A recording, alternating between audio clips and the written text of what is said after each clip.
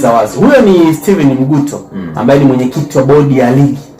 Ile bodi ambayo iko na dhamana ya kuendesha ligi. Sasa anazungumza kwamba ilibidi waahirishe mchezo ili kufanyaje? Kuepuka timu fulani ingeshuka daraja. Yaani timu ipi ambayo ingeshushwa daraja. Kanuni zinazungumza kususia mchezo kunaweza kupelekea kushuka daraja. Timu gani ilisusia mchezo? Simba, si ndio? Sasa wasiwasi kutokana na kauli yake ambayo amenukuliwa kwenye chombo kimoja cha habari kwamba anazungumza hivyo, labda walihofia hiyo timu kikanuni ingeshushwa daraja.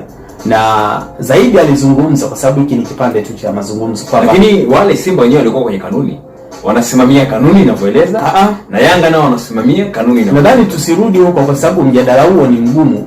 Simba tusirudi huko, tuishi na muda wetu. Hebu nadhani tu kufanya conclusion, si ndio?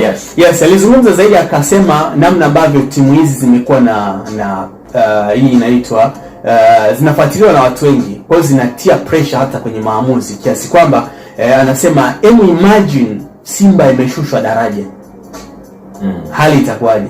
Imagine Yanga imeshushwa daraja, hali itakuwaje? Thamani ya soka la mpira, na licha ya thamani unajua hizi timu zimegawa Tanzania hivi katikati paso.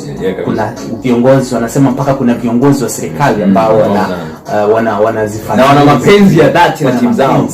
Alafu leo umeishusha Simba, umeishusha Yanga daraja. Inakuaje? Mimi nadhani weka kiporo. Hii nayo ni hofu. Weka kiporo. Hii ni hofu. Nitakupa kibali siku. Nitalipa kibali siku nyingine. Yes. Leo weka kiporo. Ni Jumatatu sasa. Itabidi utanirudisha. Kama maamuzi atakuwa hajabadilika.